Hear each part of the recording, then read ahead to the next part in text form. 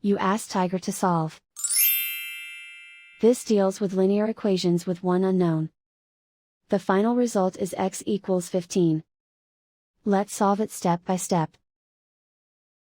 Group all constants on the right side of the equation. Add 11 to both sides. Simplify the arithmetic.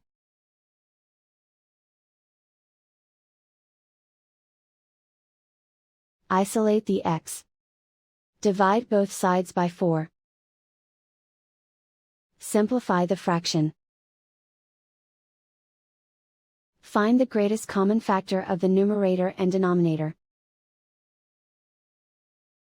Factor out and cancel the greatest common factor. And so the final result is x equals 15.